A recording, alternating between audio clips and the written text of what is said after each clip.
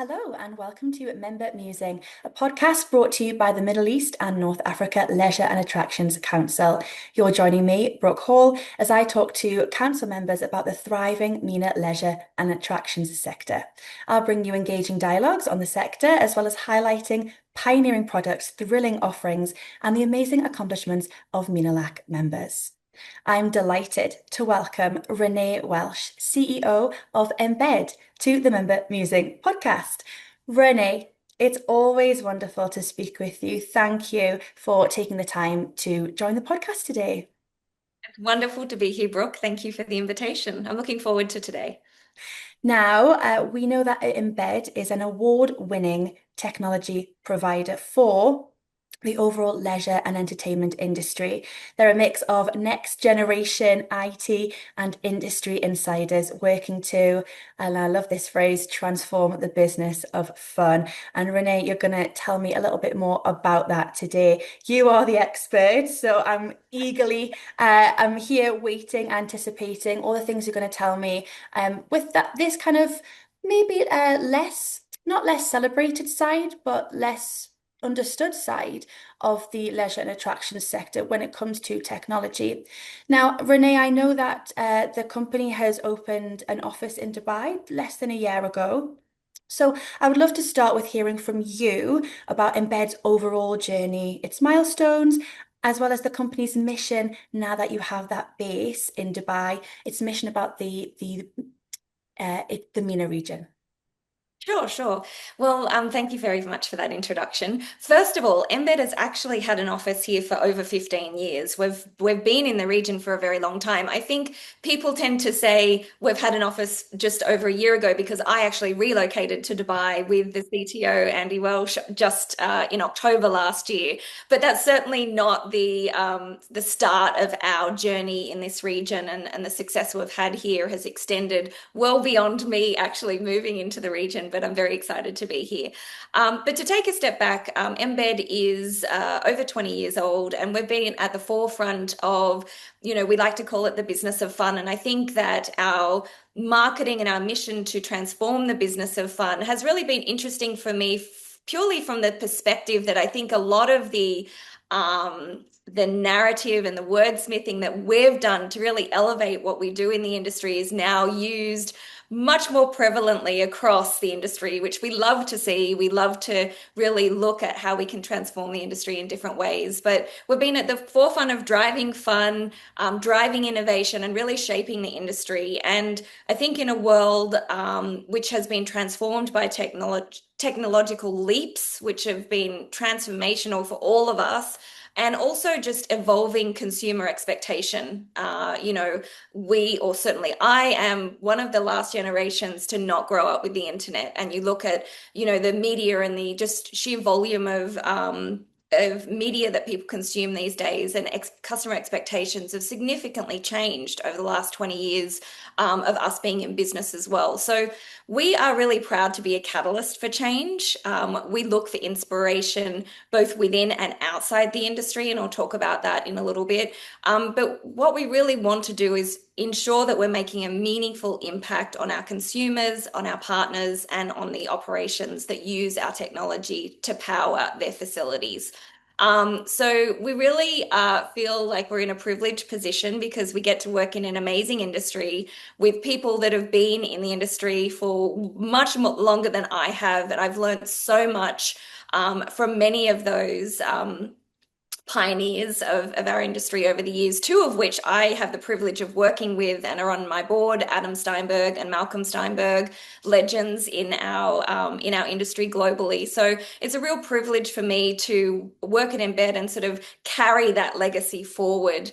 And we do that through really modernizing our systems and our products, but also collaborating and partnering with the best technology titans there are. Apple, Google, and Amazon Web Services are very strong partnerships that we have forged over the years and have led to, I guess, a long list of innovation, which I can go through some of the milestones, and even longer list of milestones, but I'd be here all day if I went through everything. But I'm happy just to highlight a few if you're okay with that. Yeah, go for it, Renee.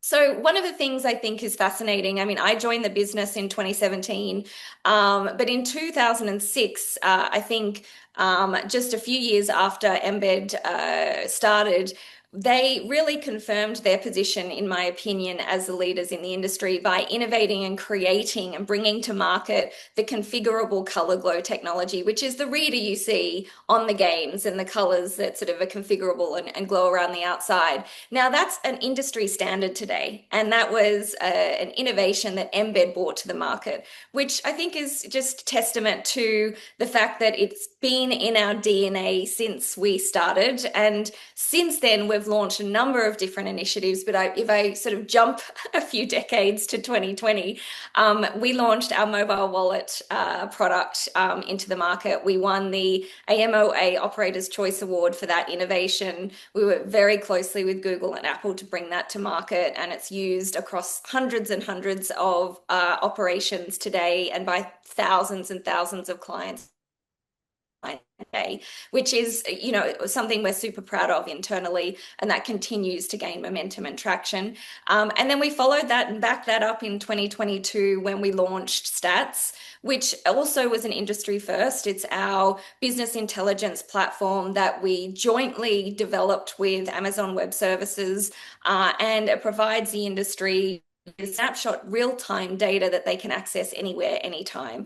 And that's really helped a lot of the operations be more informed, make more immediate business decisions that have real outcomes and positive outcomes for their business and also their guests, which has been amazing. And then in 2023, what we looked at was really how can we deepen our relationship with our customers, but also really provide the educational services wrapped around what we offer.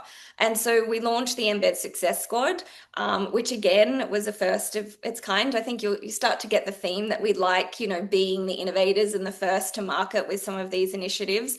And I think that team has really transformed certainly our customer relationships with Embed, because that team, the Success Squad, is made up of consultants, industry experts, trainers, a mix of SaaS experts and also payment experts.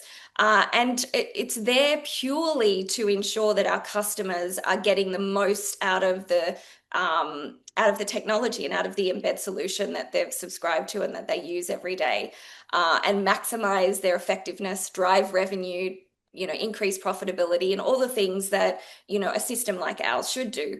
But at the beginning of the conversation, you made a really interesting point, which was, the technology is sort of the area that's less spoken about or less discussed, because we've got all of these amazing venues that, are guest facing, that people are having these incredible experiences at. And I often say that we are doing our job if we are behind the scenes, right? And, and it's just a seamless guest experience, and people walk in and they don't even think about the technology behind the venue. It is all just there and it all just works perfectly.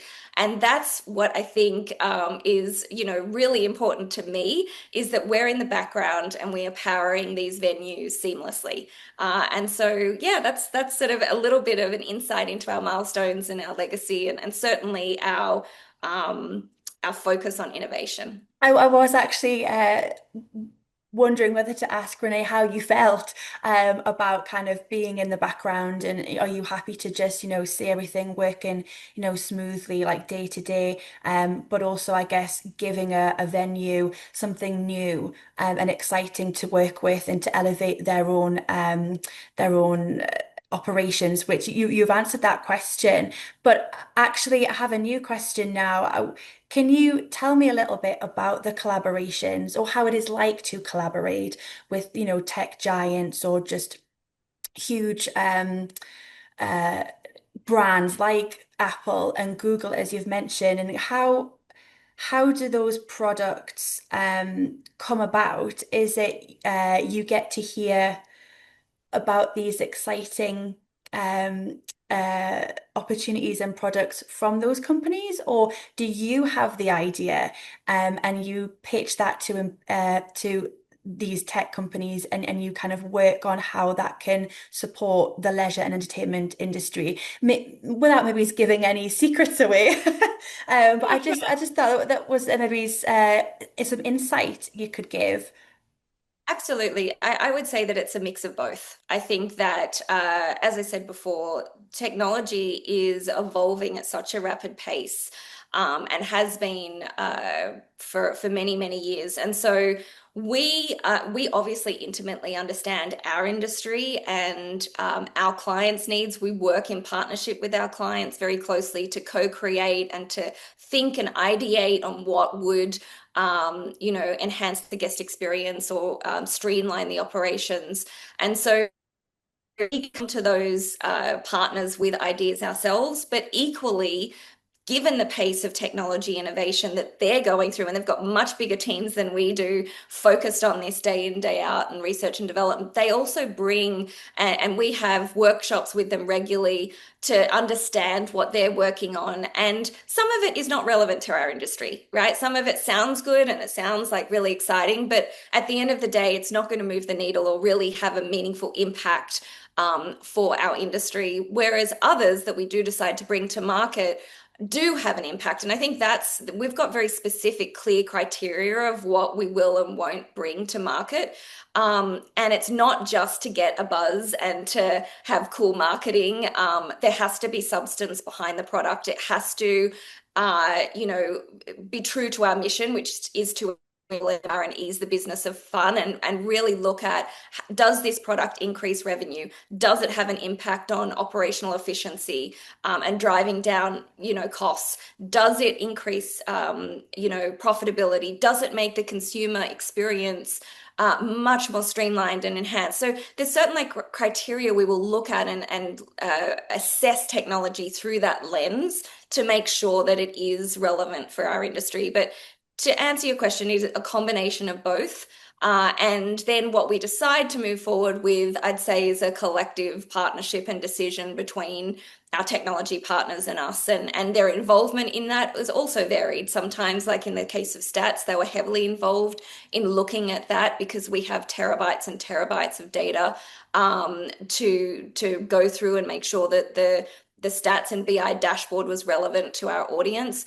Others, they will just provide the technology to us and our team will take it forward. So it's really give and take in terms of how we work with our technology partners. But I do believe it is incredibly important and gives us an incredible advantage and edge over our competition and our industry to look outside of our industry, what else is happening, what are guests wanting, what are the consumer trends out there, and how is that relevant to us, and how do we bring that to market? I think I've kind of noticed that, not necessarily within our sector, but the rapid pace that technology has and the hold it has over the world as well. You can take inspiration with how technology is helping one industry or one aspect.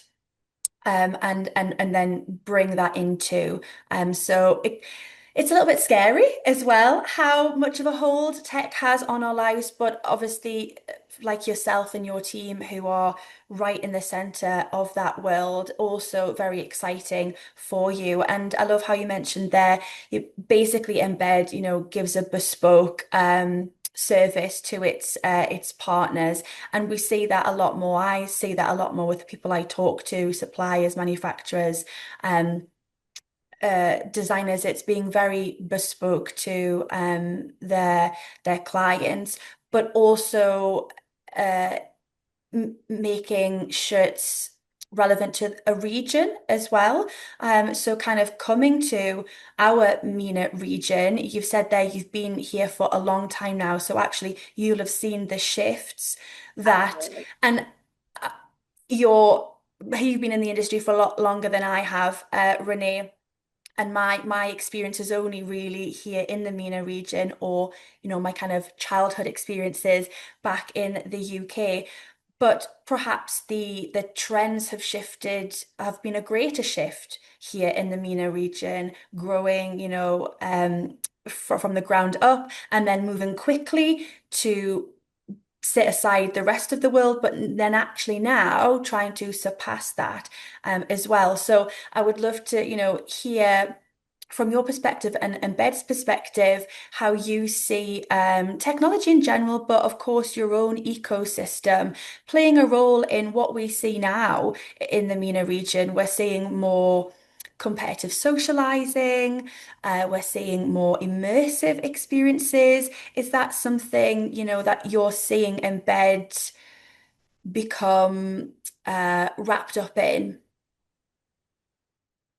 Naturally, yes, we're wrapped up in whatever direction and journey our industry and evolution our industry moves in. And, in immersive experiences, minimizing friction is critical to maintaining that engagement.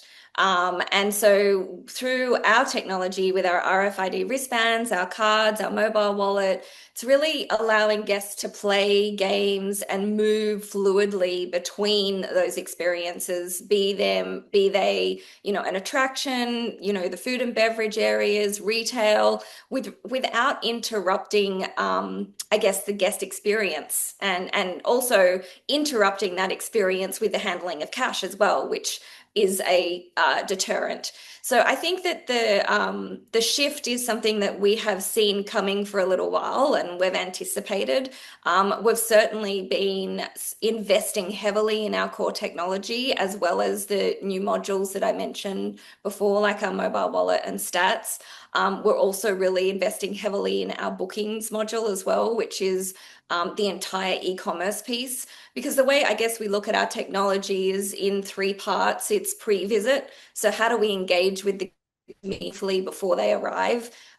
During visit, so what does our technology need to do on arrival to make that check-in experience, or just arrival and play experience as seamless as possible? And then there's post experience, all the data that you capture around that guest, the games they liked, what they played, how do we create and build loyalty through that data, and then continue to create that ecosystem more effectively, and bond that customer more effectively with the brand and with the venue. And so what I would say is, a system like Embed is no longer just about convenience. It really does play a significant role in the guest experience and revenue. Like your ability to grow your revenue and to know your customer and to create that bond and loyalty.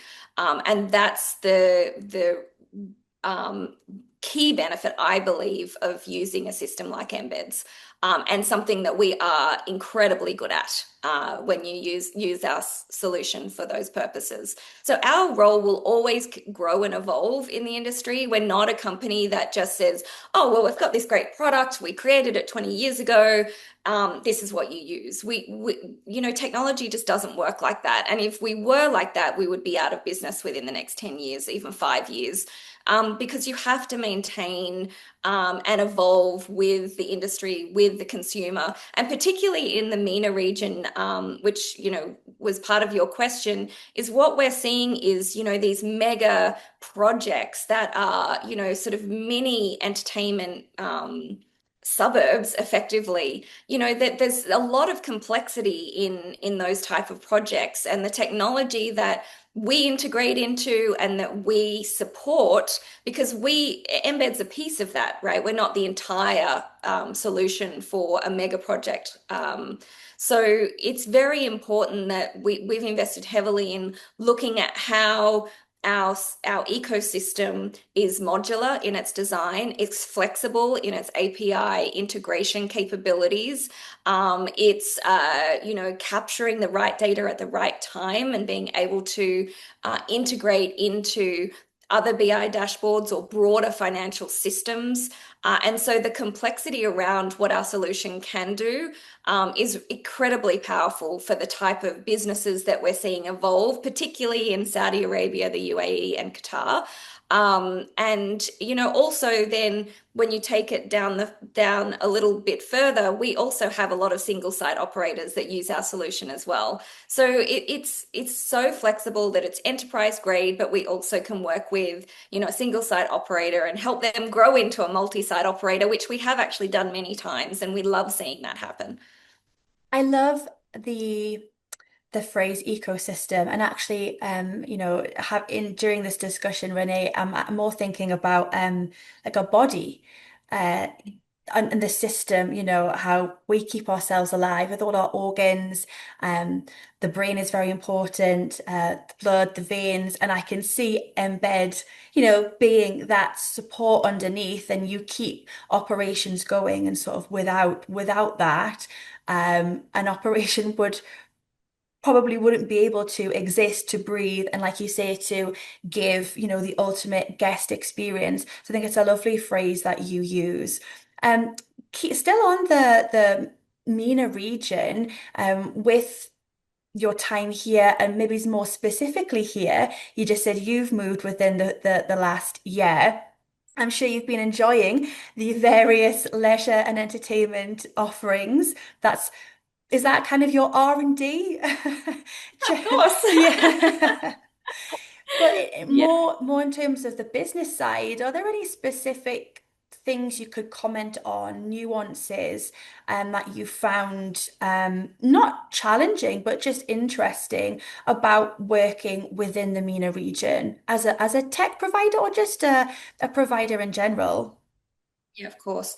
I mean, yes, there are nuances to this region that are quite unique. I think that one being the fact that we do have these mega scale projects and these large conglomerates with very sophisticated, intelligent technology teams, project management teams.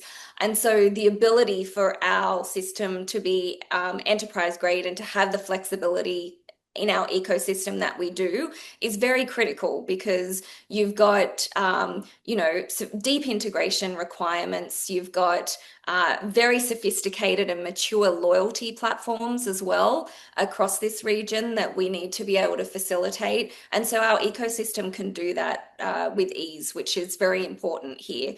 Alongside this, I think that one of the nuances would be the deep integration of cultural and religious practices that influence sort of business operations. So when you think of Ramadan and Eid, that significantly influences customer flow, customer capacity, promotional planning.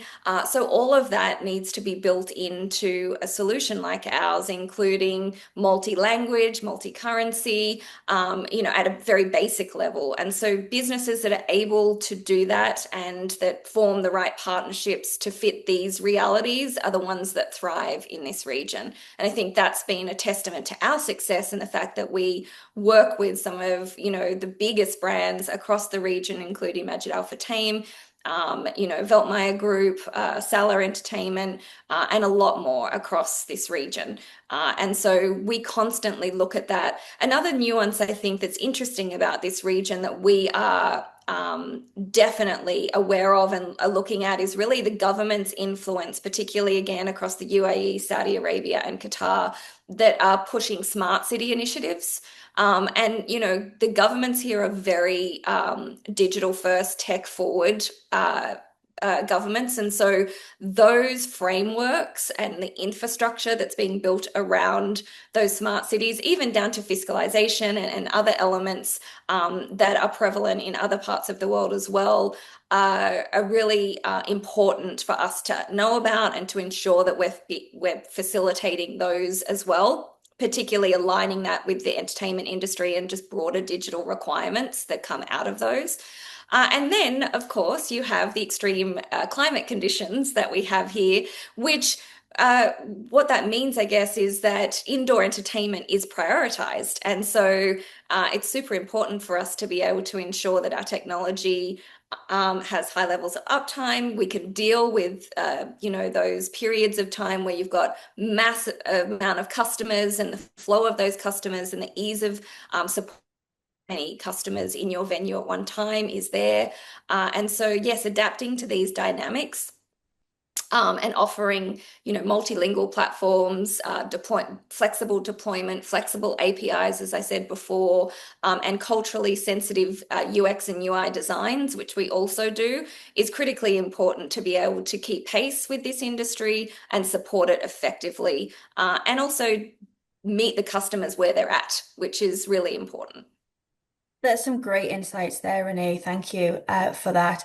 Um, what you even said before about having very large scale and then maybe it's just single independent venues. And there's so much more that the region wants to do.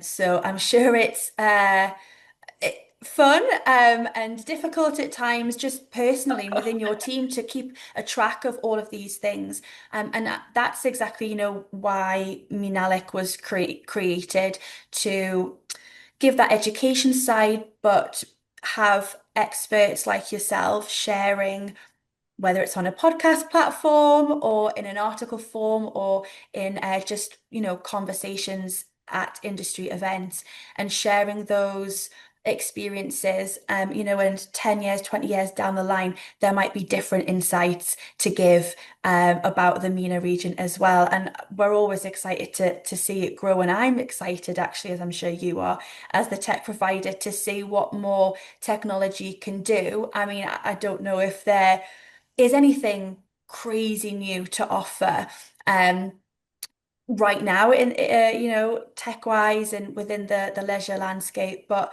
maybe who knows. I think that the wristbands are great, and as you said there, it's all about integration. It's being smooth now, and if you've got these large destinations with lots of different aspects to go from F&B or retail or those attraction moments, making that seamless is super important.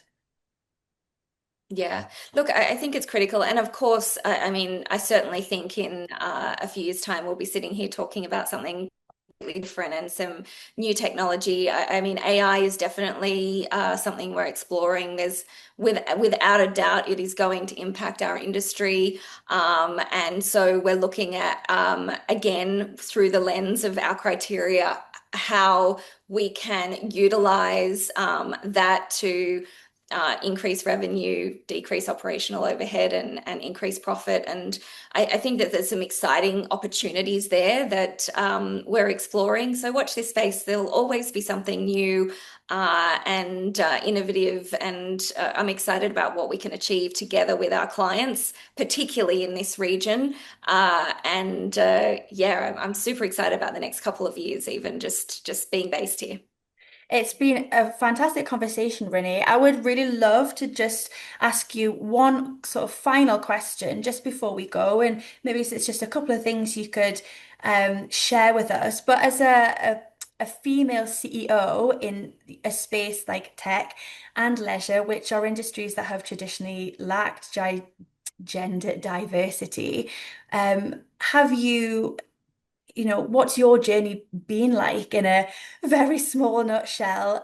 Or maybe what have been some key lessons you've learned and, feel it's important to share about navigating leadership in those spaces?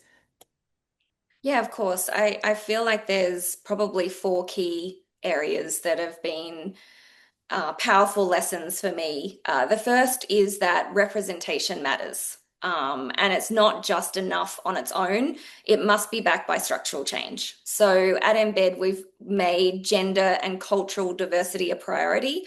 And that's why our chief executive team is 50% women, which I'm super proud of.